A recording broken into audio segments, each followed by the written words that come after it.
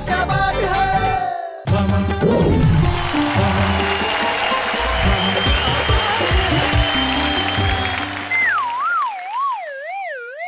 शैलेश जी क्यों नहीं आए? शैलेश जी आए ना आए, पर कम से कम नेहा जी को तो आना चाहिए। हमें तुम्हारा मुंह देखना पड़ रहा है। अरे नेहा जी से क्या होगा, कोई आदमी बोलने वाला तो चाहिए। हाँ, मेरे पास एक आइडिया है। क्या? अपने में से ही एक एंकर बन जाएगा। आप लोग क्या बोलते हैं? पर एंकर के पास कोट भी होना चाहिए। मेरे पास कोट नहीं। तो मेरे पास कोट है ना। भाई साहब, इस कोट के ऊपर एक शक्ल भी अच्छी होनी चाहिए, खूबसूरत। यार मैं बताऊं, अब देखो मेरे पास कोट भी है, मेरी शक्ल भी अच्छी है और मेरी मूछें भी शैलेश लोढ़ा साहब जैसी है। मैं ठीक रहूंगा ना? अरे भाई, एंकर को अच्छी हिंदी और अच्छी अंग्रेजी भी आनी चाहिए। बैठ जाइए। मैं कर लूं आज एंकरिंग। आपने नेहा जी का वजन देखा है? एंकर को स्लिम होना चाहिए। मेरे पास एक आइडिया है। और एक आइडिया। हम लोग ऐसा करते हैं हाँ, कि एक आदमी जाता है और वो जाके दूसरे को बुला लेगा।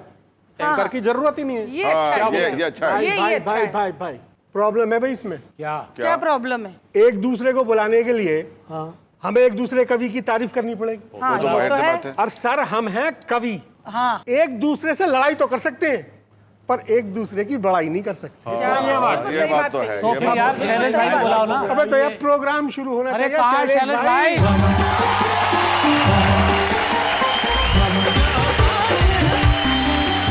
आज तो डरा ही दिया था सर आपने। बहुत बेचैनी से अरे सर इंतजार कर बिल्कुल रहे थे। बेकार हो गया था सारा कार्यक्रम मेरा आपके तो बिना। 5 किलो सबने कहा आपके बिना सूख कैसे गया होगा? इंतजार में। तो सूखने के पहले आप में खून था। तो मतलब आप बेसब्र हो रहे थे? बहुत ज्यादा सर, बहुत ज्यादा। आप मेरा इंतजार कर रहे थे, बेसब्र हो रहे थे, बेताब हो रहे थे। इतना तो झूठ मत बोलो। बिल्कुल सही सर। स्टूडियो में आने में लेट क्या हो गया? मैं बन जाता हूँ एंकर। हैं? मेरे पास कोट भी है। तेरी मूछें शैलेश जैसी है। हैं? बोल भाई। है भैया, अपन समझदार है। अपन नेहा जी की जगह लेने वाली थी।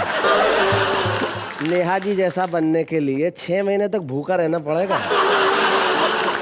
शैलेश भाई, सबसे बड़ी बात आज आपके बारे में पता चली जी। कि जो देश में कोई कवि नहीं कर सकता, वो आप करते हैं। वाह वाह। जोरदार तालियां। और आइए आप सब कवियों के लिए जो इतनी खूबसूरती से एक दूसरे की बड़ाई न करने की कसमें खाए बैठे हैं, उनके लिए एक बार मिलकर कहते हैं वाह वाह क्या बात है। लेकिन आज आपकी सारी मूर्खताएं, सारी बेवकूफियां मेरी भी सब माफ। वो क्यों? भाई 30 और 31 मार्च, उसके बाद एक बड़ा ही खूबसूरत दिन आ रहा है। 1 अप्रैल। हाय हाय हाय हाय हाय हाय। इस दिन पूरी दुनिया में लोग एक दूसरे को बनाते हैं। हमने कवियों को पूछा कि आपको कोई बनाता है? बोले जिसे खुदा ने बना दिया उसे किसी और के बनाने की जरूरत क्या है। तो चलिए एक मूर्खता मैं भी कर देता हूँ, बुला देता हूँ उन्हें जिनकी जगह संगीता सरल लेने वाली थी। आइए।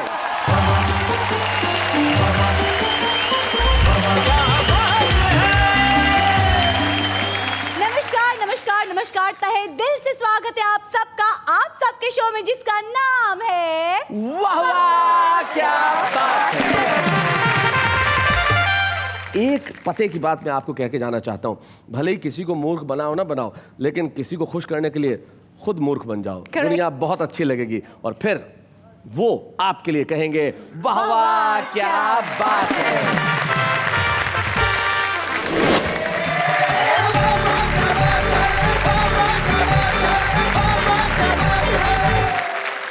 वाह वाह क्या बात है कि पहचान जो है शैलेश जी से हो गई है और घर पे भी इनकी यही हालात है। भाभी जी खाना बना के रखती है, जैसा भी खाना हो। वाह वाह क्या बात है। वाह वाह क्या बात है। तो भाभी जी कहती है और तू, हम और तुम चलते हैं होटल में खाने का करते हैं काम, इस खाने से लेते हैं पूर्ण विराम। अपने छक्के छुड़ा के बैठ गए जी। बुरी नजरें गड़ा के बैठ गए हाँ। और घूर कर एक ट्रक को देख लिया, मुंह को काला करा के बैठ गए। शरीफ भारती जी का तो बिल्कुल अंदाज ही निराला। मैंने इनसे पूछा आप बड़ी टेंशन में लग रहे हो, कोई तकलीफ है? कहते हैं हाँ ब्लड प्रेशर है। मैंने कहा फैमिली में है? कहते हैं हाँ फैमिली में है। मैंने कहा किसकी साइड से, फादर की साइड से कि मदर की साइड से? जी। तो कहते नहीं, वाइफ की साइड से। दिखने में जैसे अनाड़ी हो पर ऑफिस के पक्के खिलाड़ी हो। आपके हाथ में डोर है, मामला मेरा कमजोर है। अपनी कलम की ताकत से मेरा छोटा सा काम करा दो ना। बड़े बाबू जी लो, बड़े बाबू जी लो, मेरी बारी को आगे बढ़ा दो ना। मंद मंद जब मुस्काती हो, मेरी बीबी लगती हो तुम। जोर जोर से जब हंसती हो, सब टीवी सी लगती हो।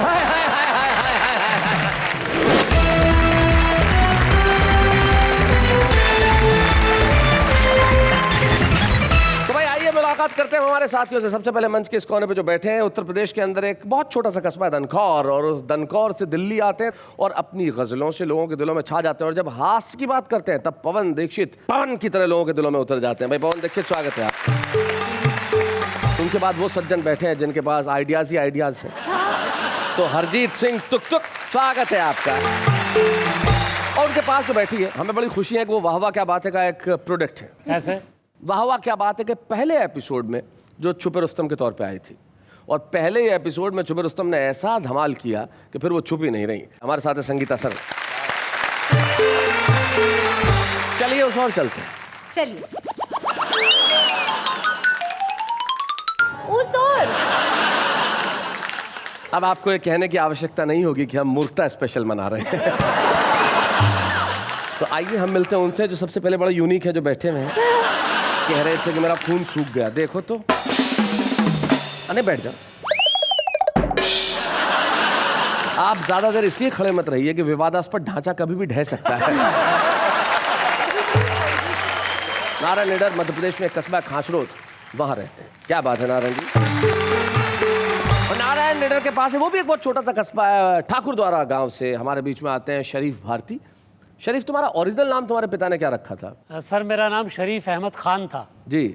और अहमद खान ज़्यादा हो रहा था इसलिए भारती कर दिया। लेकिन शरीफ तुम्हारे वालिद साहब का दिया हुआ नाम? जी सर, जी सर। क्या बात है, क्योंकि बच्चा जब पैदा होता है तब तो उसकी हरकतें पता नहीं होती।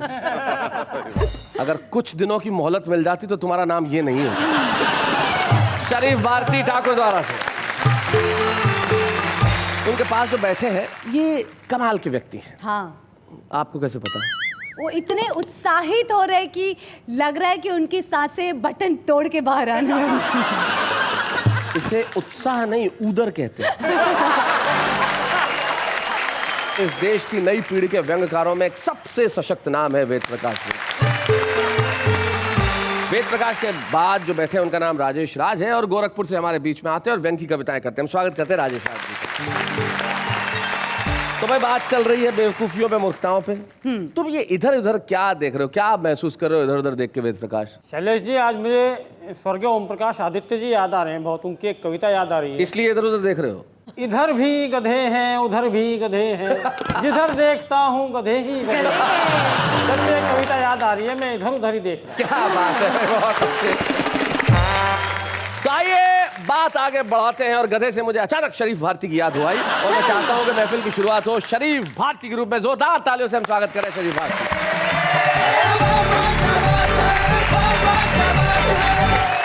आपके सामने भारत का सबसे शरीफ आदमी खड़ा है। वाह जी। 1 अप्रैल को बड़ा संगीन किस्सा हो गया था मेरे साथ जी। क्या? उससे मिलना था कल मुझको, सोची एक तरकीब निराली। आहा। उसके घर के पीछे जाकर मुर्गे की आवाज निकाली। एक हमारे कवि मित्रों कहने लगे कुत्ते की निकाल लेते। मैंने कहा ये तुम्हारी हिम्मत है? ये सब करके भी कुछ फायदा नहीं हुआ, क्योंकि इश्क में वो पड़ी सिकंदर के। हाँ। कभी डेविड कभी जितेंद्र के। अच्छा। और वो कौमी एकता की दीवानी थी। अच्छा। हाँ, तुक तुक ये पंक्तियां तुम ध्यान से सुनो। और वो कौमी एकता की दीवानी थी, साथ में भागी वो जोगिंदर के। लेकिन एक बात और है कि जोगिंदर के साथ भागने का भी कुछ फायदा नहीं हुआ। अच्छा। शेर सुनिए कि कैसे करती वो प्यार बंदर से। अच्छा। उसने कुंडी लगा ली अंदर से।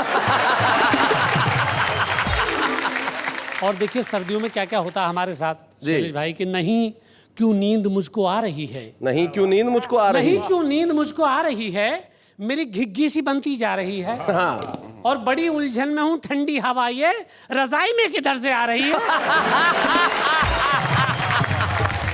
लेकिन ये रजाई में जो ठंडी हवा आती है उसके अलावा मोहब्बत भी आती है। पता नहीं साहब किधर से आती होगी। अंजुम रहबर साहिबा जो है वो एक शेर कहती हैं कि जी जी, जमी है बर्फ सी तेरी जुदाई में, वाह, और मैं सारी रात सुलगती रही रजाई में। ये अल्लाह, इनकी तबीयत ठीक करो ऊपर वाला।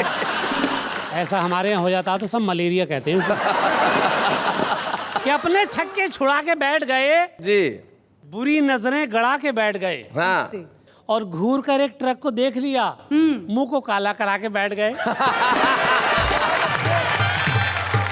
और नेहा जी मैं अर्ज कर रहा हूँ कि लोगों ने इतना मारा जी, लोगों ने इतना मारा मुझे सांस तक ना आई। अच्छा, आंखों ने खता की थी, गालों ने सजा पाई।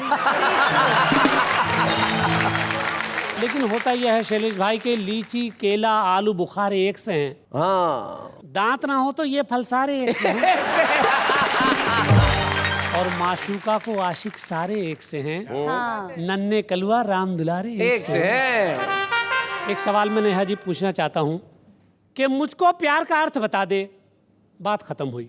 बात खत्म हुई। फिर चाहे अम्मी को जगा दे। बात खत्म हुई। और तेरी गली में कुत्ते हैं, सन्नाटा है। ओह, मेरी भी तशरीफ पे उसने काटा है। तेरी गली में कुत्ते हैं, सन्नाटा है, मेरी भी तशरीफ पे उसने काटा है। मुझको इंजेक्शन लगवा दे। बात खत्म हुई। और जाने तू किस बात पे मुझसे रूठी है? देखो, जाने तू किस बात पे मुझसे रूठी है? तेरे ही चक्कर में जूती टूटी है। मुझको तू चप्पल दिलवा दे। बात खत्म हुई। बात खत्म हुई। और तेरे फोन की फ्लेक्सी कौन कराता है? हाँ, फोन लगाऊं नंबर बिजी बताता है। हाँ, मेरा मोबाइल लौटा दे। बात खत्म बात हुई। खत्म हुई। और कल अपने भैया को जीन्स दिलाई है जी, और आज फिर अपनी मम्मी के लिए सूट लाई है। मेरा एटीएम लौटा दे। बात खत्म हुई।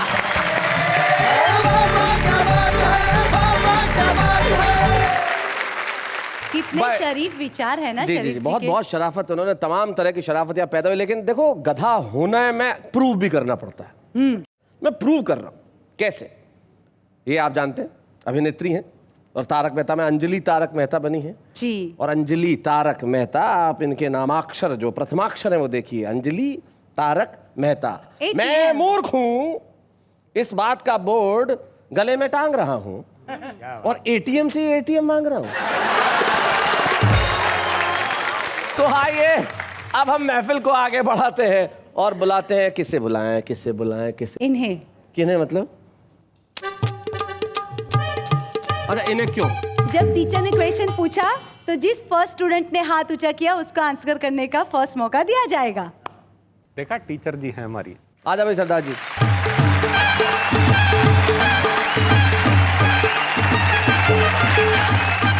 शैलेश जी, आज बड़ा गलत हो रहा है मेरे साथ। अच्छा, अभी यही ऑडियंस में ये जो बैठे हैं, ये आके मेरे को पूछते हैं, तुक तुक जी आपका नाम क्या है? अच्छा, मेरे को अंदर से वो बसंती वाली फीलिंग आई। अच्छा, इनसे महान वो साथ में इनके बैठे हैं, वो मेरे को पूछते हैं आप घुग्गी हो क्या? बड़ा अजीब अजीब सा ही हो रहा है। मेरा एक फ्रेंड था, वो पागल खाने वाला जी, वो एक कुत्ते की पूंछ को सरिये में डाल के बैठा हुआ था पाइप के अंदर। अच्छा, मैंने कहा ये क्या कर रहा है? कुत्ते की पूंछ को पाइप में डाल रहा, तेरे को मालूम नहीं है कुत्ते की पूंछ सीधी नहीं होती? बोले मैं कुत्ते की पूंछ नहीं सीधी कर रहा, मैं पाइप टेढ़ी कर रहा हूँ। अभी मैं वेद जी को लेके गया एक जोशी जी के पास। जोशी जी कहते हैं बेटा तू बहुत पढ़ेगा। कहते हैं पढ़ तो मैं बहुत टाइम से रहा हूँ, ये बताओ पास कब होऊंगा? इनफैक्ट शैलेश जी भी कम नहीं है। बिल्कुल, आपको तो मालूम ही है। मैं इनसे बोल रहा था, मैंने कहा आप खाना खाने से पहले प्रार्थना करते हो? बोले नहीं, मेरी पत्नी अच्छा खाना बनाती है। शरीफ भारती जी का तो बिल्कुल अंदाज ही निराला। मैंने इनसे पूछा आप बड़ी टेंशन में लग रहे हो, कोई तकलीफ है? कहते हैं हाँ ब्लड प्रेशर है। मैंने कहा फैमिली में है? कहते हैं हाँ फैमिली में है। मैंने कहा किसकी साइड से, फादर की साइड से कि मदर की साइड से? जी। तो कहते हैं नहीं, वाइफ की साइड से। ऐसे ही ये निडर जी हैं, इनके पैर में चोट लगी थी। हाँ। मैं इनको लेके अस्पताल गया, वहां पे एक आदमी के दोनों पैर में चोट लगी थी जी। तो उससे पूछते हैं तुम्हारी 2 बीवियां हैं क्या? इन्होंने कहा मेरी 2 पत्नी, असली मेरी टांग टूटी। मैं एक बार इनके घर गया, बड़े उदास बैठे थे कि बैठे थे उदास। तुक तुक भाई हमने पूछ लिया चेहरे पे आज काहे बजे हुए 12 है। तो बात सुनकर हमसे बोले ऐसी कोई बात नहीं, यूं ही थोड़ा मूड आज खराब हमारा है। बीच में तुक तुक भाई का छोटा मुन्ना बोल उठा कि अंकल पापा ने तो लिया झूठ का सहारा है। और क्यों है ये उदास, इसका कारण बताऊं तुम्हें, मम्मी ने पापा को आज बेलन से मारा है। तो बिल्डिंग की पार्किंग में चुपके चाप 2 मिड साइज गाड़ियों का चल रहा था वार्तालाप। पहली बोली कितना खराब हो गया है जमाना, डू यू रियलाइज गाड़ियों में भी आ गया है 0 साइज। दूसरी बोली you are right, this is the class. बस इस सस्ती चुटकी ने किया है सत्यानाश। एक तो इसकी टेल पॉलिश, लड़कियों की नेल पॉलिश होती है, गाड़ियों की टेल पॉलिश होती है। बहुत अच्छे। बोले एक तो इसकी टेल पॉलिश कितनी चीप है, ऊपर से इसका फ्रंट भी क्लीन स्वीप है। इतने में वहां एक ऑटो आया, उसे देख दोनों मैडम्स ने अपना मुंह बनाया। पहली बोली देखने में लगता है पूंछ कटा लंगूर, लोफर आंखें फाड़ फाड़ के कैसे रहा है घूर। अच्छा। ऑटो बोला ये लंगूर सारा दिन लोगों को यहाँ वहाँ पहुँचाता है, साथ साथ किसी के घर की रोटी भी चलाता है। क्या बात है। पर जैसे बढ़ रहे हैं पेट्रोल के दाम, जानती हैं कुछ दिन में क्या होगा अंजाम। आपका पार्किंग से निकलना बंद हो जाएगा। वाह। अगर हम भी नहीं घूरेंगे तो आपका स्टाइल किस काम? क्या बात है, वाह। तो अभी मैं आपको एक तुक तुक सुनाता हूँ। जी सुनाइए। एक बार हमें शादी करने का ख्याल आया। हमने तुरंत जाके पिताजी को बताया। अच्छा। पिताजी ने अगले दिन ही बिना दहेज की शादी के लिए अखबार में इश्तिहार छपवाया। महीने भर तक हमारे घर पे कोई नहीं आया। अच्छा। तो पिताजी ने अपनी समस्या एक प्रॉपर्टी डीलर को बताई। Property dealer? जब लोगों की प्रॉपर्टी नहीं बिकती है तो वो प्रॉपर्टी डीलर के पास जाते हैं। हमारे पिताजी भी गए तो पिताजी ने अपनी समस्या एक प्रॉपर्टी डीलर को बताई। उसने तुरंत एक तरकीब सुझाई। बोला झुमरी तलैया में दूल्हों की सेल लगी है, वहाँ लड़कियों की बहुत लंबी लाइन लगी है, आप तुरंत वहाँ चले जाइए, जैसी चाहे वैसी वधू पाइए। अच्छा। पिताजी बोले पर हमें दहेज नहीं लेना। वो बोला कोई बात नहीं, लड़की तुम रख लेना, दहेज मुझे दे देना। अच्छा। पिताजी को उसके बोल समझ में आ गए। अगले दिन पिताजी हमें लेके झुमरे तलैया आ गए। हमने सेल को डिफरेंट काउंटरों में बटा पाया। 20% डिस्काउंट, 40% डिस्काउंट, 80% डिस्काउंट। पिताजी ने हमें 100% डिस्काउंट वाले काउंटर पे लाके बिठाया। अच्छा। थोड़ी देर में वहाँ एक 40 वर्षीय बाला आई। 40 वर्ष की भी होती है। जी जी जी। नहीं, आपकी तरफ तो क्यों देख सकता है, आप तो 50 की हैं। थोड़ी देर में वहाँ एक 40 वर्षीय बाला आई। पिताजी को देख के हौले से मुस्कुराई। फिर प्रॉपर्टी डीलर से बोली इनकी एज कितनी है जो आपके बराबर में खड़े हैं? अच्छा।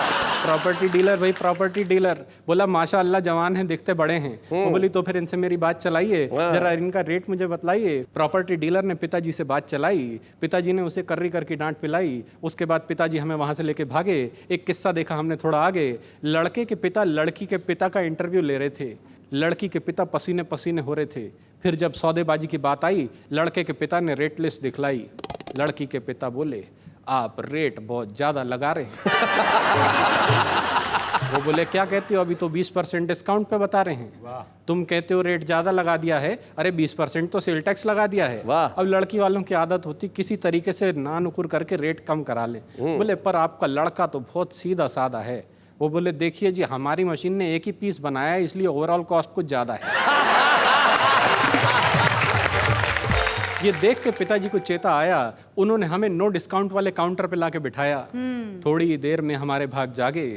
एक सज्जन आए भागे भागे। उन्होंने हमारे चारों ओर एक चक्कर लगाया। फिर पिताजी की ओर फेस घुमाया। बोले कितना चलेगा? पिताजी बोले ये तो आपकी बेटी पे डिपेंड करेगा। किफायत से चलाएगी तो सालों साल चलेगा। वो बोले आपके लड़के में ऐसी क्या खासियत है जो इतना ज़्यादा रेट बता रहे हैं, ऊपर से नो डिस्काउंट का बोर्ड लगा रहे हैं? पिताजी बोले मेरा लड़का ईमान रखता है जो आजकल करोड़ों में बिकता है। क्या बात? वो बोले पर आपका ईमानदार बेटा घर की रोटी कैसे चलाएगा, खुद भूखा मरेगा तो मेरी बेटी को क्या खिलाएगा? क्या कहना है, क्या कहना है? आप इसे यहाँ से ले जाइए, पहले इसे किस्तों में ईमान बेचना सिखाइए। जिस दिन इसे किस्तों में ईमान बेचना आ जाएगा उस दिन इसे इससे भी ज़्यादा रेट पे कोई भी ले जाएगा। बहुत अच्छे, वाह। पिताजी को उसके बोल समझ में आ गए। अगले दिन पिताजी हमें लेके घर पे आ गए। तब से हमारे पिताजी निरंतर प्रयास कर रहे हैं, हमें सिखाने हेतु अपना ईमान बेचने का प्रयास कर रहे हैं। क्या बात है, वाह। पर हमें नहीं लगता कि वो दिन कभी आएगा, इसलिए तुक तुक कुंवारा पैदा हुआ है, कुंवारा ही मर जाएगा। वाह वाह वाह, बहुत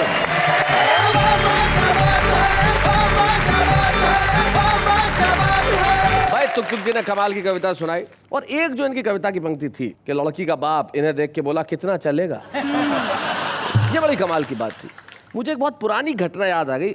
बहुत से एडवांस जो कंट्रीज हैं, जो विकसित देश हैं, उनमें इलेक्ट्रॉनिक्स की चीज़ यूज़ करते हैं तो लोग ठीक नहीं कराते, फेंक देते हैं। हाँ। फ़ोन आया फेंक दिया, कैलकुलेटर आया फेंक दिया, कंप्यूटर आया फेंक दिया। तो जापान में ऐसा अक्सर होता है। तो जापान की 2 महिलाएं भारत घूमने आई, तो घूम रही थी दिल्ली में, और ये जो हमारे वेद प्रकाश जी हैं, ये दूसरी मंजिल पे रहते हैं। तो अचानक ये कोई जाला वाला साफ कर रहे थे कि गिर पड़ा नीचे था कचरे का डब्बा, सीधा उसमें जाके। तो जापानी महिला दूसरी महिला से कहने लगी, हिंदुस्तानी बीवियां भी कितनी फिजूल खर्च है, इससे देख के लगता है ये 2-4 साल और चल सकता था। क्योंकि महिलाएं भाई फिजूल खर्च होती हैं, भाई होती हैं, उन्हें थोड़ा सा एक्स्ट्रा खर्च करना ही पड़ता है अपने मेकअप के लिए, अपने गहनों के लिए। हाँ, वो मेंटेनेंस चार्ज लगता है। जी जी, और पुरुष तो मेंटेनेंस फ्री है।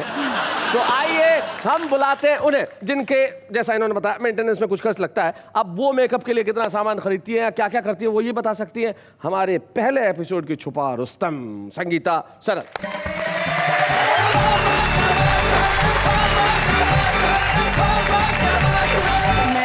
आपको आज एक ऐसे किरदार के बारे में बताती हूँ। जब हम दफ्तर में जाते हैं जी, तो बड़ा बाबू एक बहुत बड़ी हस्ती होता है। बड़े बाबू, सीनियर क्लार्क, बड़े से लेके छोटे सब उनसे डरते भी है, और उनके बिना कोई काम नहीं हो सकता। यानी आज आप जो गीत सुनाने जा रही हो बड़े बाबू पे सुनाया जा रही जी, है। मैं बड़े आपने क्या भारतीय अधिकारियों पे कोई पीएचडी कर रखी है? पहली बार आई तब थानेदार का गीत सुनाया, दूसरी बार आई तब पटवारी का सुनाया, अब बड़े बाबू चपरासी पे कब पहुंच रही हैं? जी, जब ये शरीफ जी छेड़छाड़ में पीएचडी कर सकते हैं तो आप अधिकारियों पे तो कर ही सकते हैं। तो मैं अधिकारियों पे तो कर जी, बड़ा बाबू, मैं बड़े बाबू से कैसे फरियाद करती हूँ, सब कैसे फरियाद करते हैं, गीत का आनंद। बड़ा बाबू सुनो, बड़ा बाबू सुनो, मेरी फाइल को आगे बढ़ा दो ना। बड़े बाबू सुनो, बड़े बाबू सुनो, मेरी फाइल को आगे बढ़ा दो ना। सील ठप्पा लगवा दो ना, जरा दस्तखत करवा दो ना। बड़े बाबू सुनो, बड़े बाबू सुनो, मेरी फाइल को आगे बढ़ा दो ना। कितने दिनों से मैं आती हूँ, रोज रोज चक्कर लगाती हूँ। आप तो दाता भारी हो, हम तो जैसे भिखारी हो। आप तो दाता भारी हो, हम तो जैसे भिखारी हो। नजरें उठा के देखो जरा, मेरा बेड़ा पार करा दो ना। बड़े बाबू सुनो, बड़े बाबू सुनो, मेरी फाइल को आगे बढ़ा दो ना। लोग तुमको बदनाम करते, चाय पानी पी करके काम करते। देखो मैं भी तुम्हें कुछ नोट दूंगी, और चाहो तो एक शाही कोट दूंगी। अपनी कलम की ताकत से मेरा बेड़ा पार करा दो ना। बड़े बाबू सुनो, बड़े बाबू सुनो, मेरी फाइल को आगे बढ़ा दो ना। दिखने में जैसे अनाड़ी हो, ऑफिस के पक्के खिलाड़ी हो। आपके हाथ में डोर है, मामला मेरा कमजोर है, मामला मेरा कमजोर है। अपनी कलम की ताकत से मेरा छोटा सा काम करा दो ना। बड़े बाबू सुनो, बड़े बाबू सुनो, मेरी फाइल को आगे बढ़ा दो ना। क्या बात है, वाह वाह वाह, बहुत अच्छे संगीता जी। मैं चाहती हूँ कि अपने दिल का गीत आपको सुनाऊं। जी, दिल की बातें दिल से कह के, मन बहलाए के, और नाच रहा है मनवा कैसा ठुमका लगाए के। नाच रहा है मनवा कैसा ठुमका लगाए के। काले काले बादल आए, दिल की धड़कन बढ़ती जाए। जब सजन जी मुझे बुलाए, जान मेरी बीत जाए, मुंह से कुछ भी कहा न जाए, अब समझाए के नाच रहा है मनवा कैसा झुमका लगाए के। दिल की वादी महकती जाए, मन की चिड़िया चहकती जाए, जिया मेरा जब जब घबराए, साजन मुझको गरबा लगाए, मुंह से कुछ भी कहा न जाए, अब शर्माए के नाच रहा है मनवा कैसा झुमका लगाए के। नाच रहा है मनवा कैसा झुमका लगाए। संस्कृत का एक श्लोक है जिसका अर्थ ये होता है कि जिस वाक्य में भी रस निकल आए वो कविता है। क्या बात है? अब हमारे साथ एक जो हमारे साथी कलाकार हैं वो कविताएं नहीं लिखते, लेकिन शब्दों से जो खेलते हैं वो किसी कवि से भी कम नहीं है। एक ऐसे कलाकार हमारे साथ हैं जो अभी इस मंच पे आने वाले हैं और आपको कुछ ऐसा सुनाने वाले हैं कि आप उनके लिए कहेंगे भाई इन्होंने कमाल कर दिया। तो जरा उनके लिए एक बार तालियां बजा दीजिए। नाम है उनका सुनील पाल।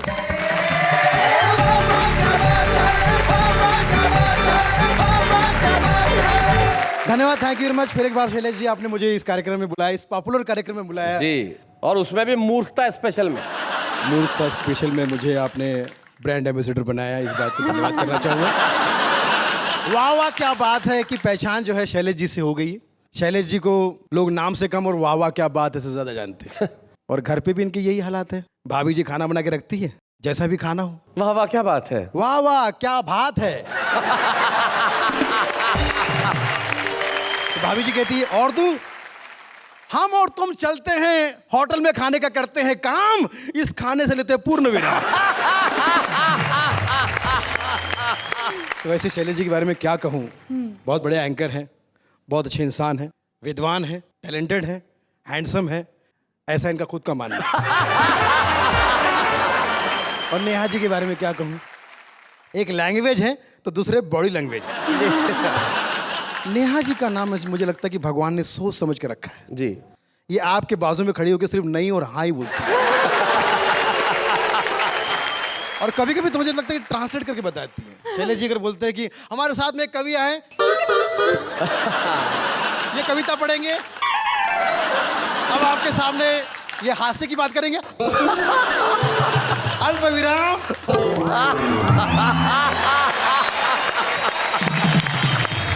बचपन से एंकरिंग का शौक है।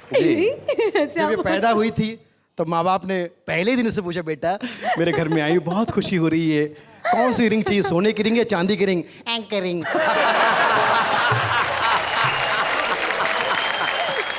तो ये हमारे लीडर जी जो है, मैंने कहा मैं बहुत मोटा हो रहा हूँ यार, आप बहुत स्लिम हो, तो क्या डाइटिंग पे हो? बोले नहीं, 20 साल से राइटिंग पे। आपको विश्वास नहीं होता होगा मेरा शरीर देख के, जी, जी। लेकिन विश्वास करना पड़ेगा। पहले अपनी निडरता से मैं परिचित तुम्हें कराता हूँ, ना रोक सके मुझको आंधी तूफानों से टकराता हूँ। चाहे दुश्मन कितने ही हो मैं सबको धूल चटाता हूँ, और कितनी ही सर्द और रात भले मैं अंगारों सा जलता हूँ, और कलम उठाने वाले हाथों को रोज खून से रंगता हूँ। कितनी ही हत्याएं करके मैं वक्त गुजारा करता हूँ, हर रोज रात को बिस्तर पे मैं खटमल मारा करता हूँ। तो राइटिंग की वजह से ये। और ये हमारे भारती जी, शरीफ भारती, शरीफ आदमी हो यार। ये कभी कभी अपने आवाज से फीमेल की आवाज में भी गाना गाते हैं। जी जी, अक्सर। दिल है कि मान, और मुझसे कहने कि मैं 2 आवाज में गाता हूँ। मैंने कहा, इसमें कौन सी बड़ी बात है, दोगले। एक गले से 2 आवाज निकालते हो, 2 गले, 2 गला। संगीता सरल जी, जिस दिन उपवास रखती है उस दिन डबल खाती है। सुबह से फोन करती है होटल या रेस्टोरेंट में, चाइनीज देना, बर्गर देना, पिज्जा देना। बोले बहन जी आपका तो फास्ट है। हाँ तो ये सब फास्ट फूड ही तो है। और ये हमारे टुकटुक साहब जी, ये कवि बनने से पहले ट्रक चलाते थे, मगर ट्रक में कोई सामान नहीं, खाली ट्रक। दिल्ली से अमृतसर, अमृतसर से दिल्ली। लोगों ने पूछा ऐसा क्यों? बोले मम्मी पापा ने कहा कि काम के वक्त कोई लोड मत लेना। कुछ शायर ऐसे होते हैं, कुछ कवि ऐसे होते हैं, डरा देते हैं सुनाने से पहले। जी। हर शख्स अपने गम में खोया है। शैलेश सुन ले, हर शख्स अपने गम में खोया है। हर शख्स अपने गम में खोया है, जिसे गम नहीं वो कब्र में सोया है। कुछ शेर, पुराने शेर भी ऐसे हैं जो जिनको मैंने सुने और मैंने अपने हिसाब से शरीफ भारती जानते हैं। ये इश्क नहीं आसान, बस इतना समझ लीजिए शादी भी करनी पड़ सकती है। और आज के हालात में कहूंगा कि जो गुर्बत में वड़ा पाव खाते हैं, गुर्बत मतलब गरीबी, जो गुर्बत में वड़ा पाव खाते हैं, सक्सेस मिलने पे बड़ा भाव खाते हैं। हाय हाय हाय हाय, क्या बात है। सब टीवी पे बहुत सारे प्रोग्राम हिट है। हमारे दर्शकों में एक टकला भाई साहब मुझे दिखाई दे रहा है। मैंने टकले से पूछा, भाई साहब आपका सब टीवी का फेवरेट कौन सा प्रोग्राम है? बोले बालवीर। मैंने कहा भाई मेरे, आपको लापता गंज पसंद होना चाहिए। गंज? आपका नाम क्या है? बोले नाम तो वैसे केशव है, लोग प्यार से हैरी कहते हैं। हैरी? कई नाम ऐसे होते हैं जिससे हमें बड़ा मजा आता है। एक बहुत परेशान दोस्त था मेरा, बहुत ही परेशान। मैंने कहा भाई माँ कैसी है? बीमार है। बाप पागल हो गया है। भाई जेल में है। नौकरी छूट गई। बच्चे हुए नहीं। वाइफ चली गई। नाम क्या है? लकी।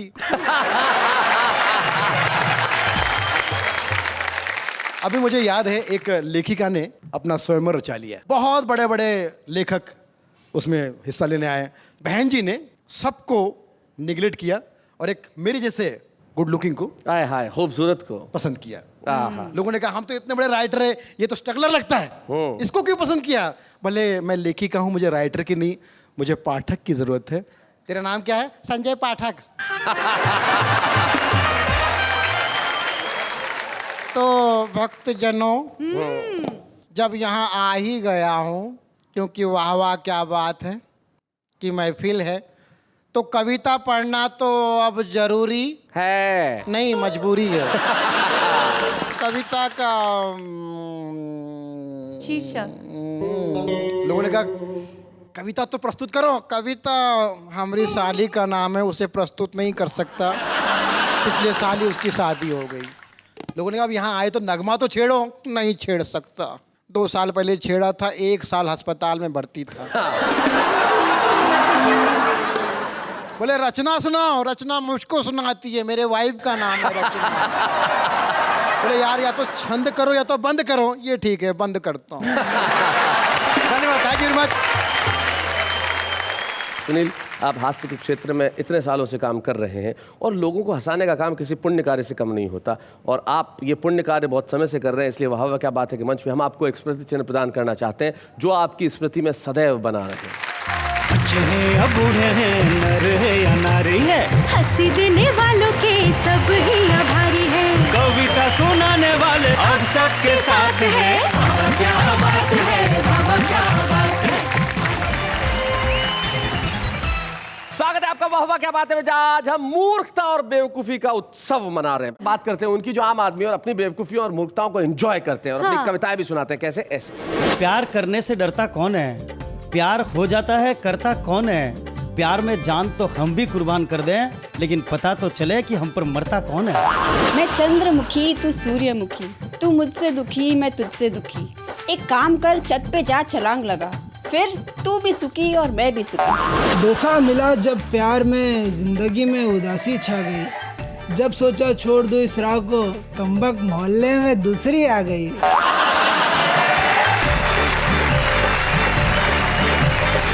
तो भाई ये तो देश के आम व्यक्ति हैं जो अपनी कविताएं अपने अलग अंदाज से लिखते हैं, अपने अपनी जगहों पे बैठे हुए हैं, और अब कैमरे पे आ गए तो छुपे रुस्तम भी नहीं रहे। ये भी इसी जीवन में आगे बढ़ेंगे, कविताएं लिखेंगे और सुनाएंगे। लेकिन जो हमारे छुपे रुस्तम होते हैं वो बड़ा कमाल के होते हैं साहब। और हमारे आज के छुपे रुस्तम तो ऐसे हैं जो बाकायदा ज्योतिष हैं, पंडित जी हैं। जवान नहीं है, 53 वर्ष की उम्र है उनकी।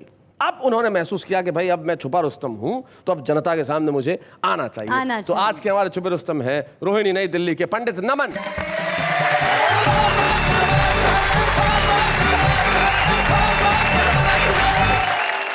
एक बार मेरी घरवाली ने कहा आप सब पर प्यारी प्यारी कविताएं बनाते हो और मेरा मजाक उड़ाते हो। अच्छा, मेरे पर भी कोई प्यारी सी कविता बनाओ। मैं शुरू कर रहा हूँ कविता। जी जी जी। गुड़धानी सी लगती हो तुम। पंडित जी के अंदाज में, वाह। बड़ी सयानी लगती हो तुम। मैं घर का छोटा सा नौकर, महारानी सी लगती हो तुम। मृग नैनी से नैन तुम्हारे, जुल्फों की तो छठा सुहानी। फिल्म हीरोइन सी लगती हो और चुनरिया धानी धानी। अंग अंग में रस सा टपके, बरखा रानी लगती हो तुम। मंद मंद जब मुस्काती हो, मेरी बीबी लगती हो तुम। जोर जोर से जब हंसती हो, सब टीवी सी लगती हो। अट्टहास जब तुम करती हो, मर्जानी सी लगती हो तुम। हरदम मुझ पर तनी हुई सी तुम मेरी पत्नी लगती हो। मैं निस्दिन तपता रहता हूँ, धूप गुनगुनी सी लगती हो। 100 डिग्री का तेरा पारा, पारो रानी लगती हो तुम। उम्र नहीं कुछ ज्यादा दिखती, मुझको तो बम बम लगती हो। जब गुस्से में तुम होती हो, बिल्कुल एटम बम लगती हो। जब करती हो झगड़ा मुझसे, कट खानी सी लगती हो। गोरी में छोरी सी लगती, छोरी में गोरी लगती हो। रेशम की डोरी सी लगती, मखमल की बोरी लगती हो। मखमल की बोरी लगती हो। मैं तेरा पागल सा प्रेमी, पटरानी सी लगती हो। क्या बात है। मैं गुमसुम सा, तुम गुमसुम सी। मैं चंदन सा, तुम कुमकुम सी। तुम दिल में रखो ना रखो, दिलवर जानी लगती हो। देखिए, इसे कहते हैं व्यवसाय का जीवन में हर जगह प्रयोग करना। पंडित जी, सबसे बड़ी चीज है आपने अपने पत्नी की तारीफ में भी व्यवसाय को नहीं भूला, और पद जैसे गाते वैसा गाया। हाँ, क्या आराध्य है। लेकिन जिस तरीके से गा, उस तरीके की हम प्रशंसा करते हैं। और हम आपको आज एक छुपे रुस्तम के तौर पे यहाँ पे एक स्मृति चिन्ह देना चाहते हैं। बच्चे हैं या बूढ़े हैं, नर है या नारी है, हंसी देने वालों के सब ही आभारी है। कविता सुनाने वाले अब सबके साथ है। क्या बात है। ये मूर्खता और ये बेवकूफी हंसने की यूं ही जारी रहेगी कल, क्योंकि जो मेगा एपिसोड है जो हम मना रहे हैं, मूर्खता स्पेशल, ये कल भी जारी रहेगा। हमारे तमाम मित्र यानी कि ये सारे लोग जो इस वक्त यहाँ बैठे हैं, आपके इंतजार में कल भी यहाँ रहेंगे। और जैसे ही आप आएंगे, हम शुरू कर देंगे हमारी मूर्खताएं, और तब घर बैठ के कहिएगा, वाह वाह क्या बात है।